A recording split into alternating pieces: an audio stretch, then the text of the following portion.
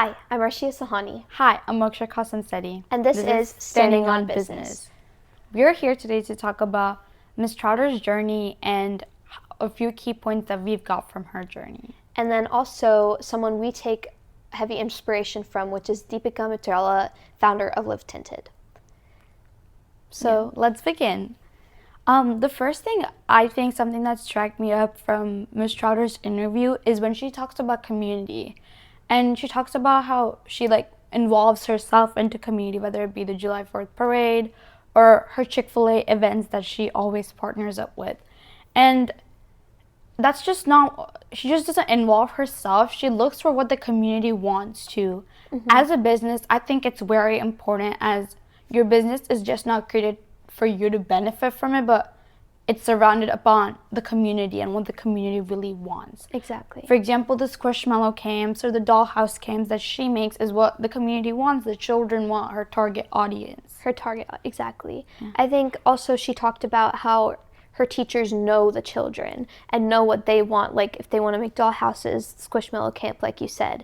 I think that's truly important to have in your team, and just recognize what the community wants, because that's what you're going to cater your business to. Yeah, and understanding the community, the target audience, is what helps a business grow. Exactly. And I think not just while you're running your business, but also starting it off. Like, you can conduct market research to understand if your product or your service is something the community needs right now. Like, for example, if you're creating a coffee shop, like, you have to keep in mind, like, there's so many other coffee shops in the community, what's going to set you apart. So I think when you're starting your business and when you're running your business, the community that you're set in has to be a big aspect. Yeah. And she also mentioned about taking, putting yourself out there and building relationships, talking to other businesses, like when she does partnerships with Chick-fil-A or anything, just finding those community events and putting yourself out there is what's going to make you stand out. It's what's going to outreach your business to everyone else. Yeah, and it can be different for everyone. For us, when we started off, we were nothing. We just emailed people constantly. We don't know if we're going to get a response. Or starting an Instagram account and scared if we're going to get enough interviews constantly. And that's just how it is. And this also brings me to the point, taking that risk. Exactly. She said in her rapid fire that she'd rather take a risk than play it safe.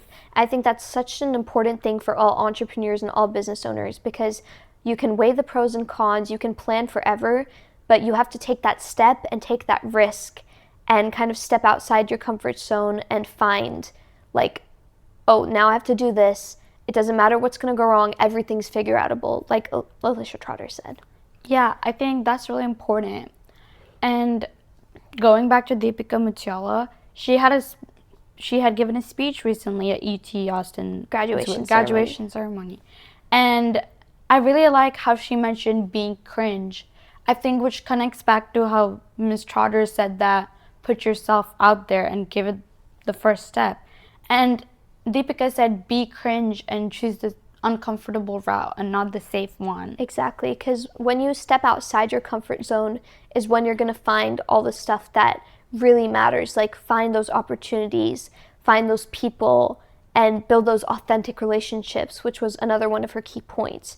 For example, when she started her business, the way the idea of it started was, obviously when she was a kid she wanted to create a beauty brand, but then she was working for a big corporate job and she posted a video that went viral, and she quit her job after that. Yeah. And obviously that's uncomfortable for everyone, but look at where she is now. Look at where that led her. And posting that video, take that for example, you have so many colleagues, so many friends, and so many and numerous amount of people and taking that first step, being confident, I think that was something important. I think even for us, as high schoolers, we obviously were scared of the judgment that we're going to face and all the stuff that people could say about us. And we may not want to show our faces, but I don't think if we did, we wouldn't have that brand, we wouldn't have that identity with us. And I think that's so important that you step outside your comfort zone, take the uncomfortable route, and pursue that, because that's what's really going to get you places. Yeah.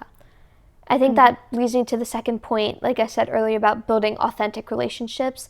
I think that was really important, because not only when you're starting your business, but it kind of connects back to what Alycia said about the community and when she talked about the teachers, because it creates opportunities for everyone. And it really shows what everyone wants. You cater to your target audience and find all the stuff that they want, and you build that relationship that just has an amount of closeness, which also creates like customer loyalty. Yeah, and I also feel like a business as a whole isn't just based on a business owner, but it's teamwork too at the end of the day. It's the people you work with, all the people surrounded by the business owner. Obviously, business owner might have the final say, but all of these people together make the business, and without each of the person, the business wouldn't exist. And that's something important, and these relationships with all these colleagues or anyone have to be authentic. They should, like, it helps a business as a whole. Yeah, and I think, again, like, starting off, you also want to, just when you're doing anything, like if you're going to an event, you want to network. You want to put yourself out there, like Alycia Trotter said, that you have to put yourself out there and build those authentic relationships. They have to start somewhere. They have to start with networking, sliding into someone's DMs like Deepica Mutyala did. Yeah. And that just got her so many more opportunities, opened up so many more doors for her. It's like taking that first step. And again, yeah. This is something I really like that Deepica said. Break a glass ceiling, you have to get inside the building. And once you're inside the building, there's gonna be tables. And even at that table, you'll have to bring your own chair. The world doesn't change because people quietly fit in. It changes because people decide to take up space. When you make room for yourself, you make it easier for someone else to imagine that they can too. And every time you pull up your own chair, you're expanding the table for everyone who comes after you. Yeah, I completely agree. So pulling up your own chair is definitely something so important because you never know what's going to happen. You have to enter the building, you have to pull up your own chair, and that's what's going to create opportunities for you. And I think like we pulling our own chair into this podcast world when we had no chair or no space here. Exactly.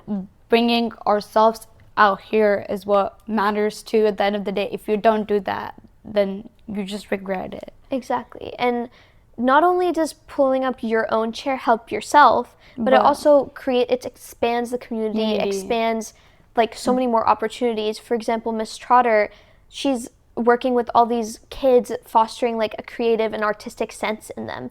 And that artistic sense could go places. They could pursue art in the future. And if not, they could just become better people, you know? Yeah. And with Deepica Mutyala, she's created a big company that's in stores all over the world. So many people work for her. And I think that's just done so much. Yeah, I do agree with that too. And I think another thing that Deepica said that I really, really liked was that luck is something that happens when opportunity meets preparation, or preparation meets opportunity. And obviously preparing is at your end, and we all prepare forever. And I think it's taking that step. And I also think that when she said opportunity, it didn't mean opportunity that's laid out to you or something that's already exists and you're just taking it. It's something you create for yourself. Like us creating this podcast, it's an opportunity we created for ourselves. Exactly. Like we wouldn't have known how it was going to go if we had never emailed those people. And if we had stopped after emailing one person. And that's, I think, a key point with the preparation aspect, because also everyone is preparing for something, like submitting an audition, auditioning for being a model, being anything, going to school, going to college. You're always having these like steps in your life that are preparing you towards something. But those opportunities aren't just going to come to you. You have to create them. You have to pull up your own chair. Yeah. I think pulling up your own chair is what you need to do. Exactly.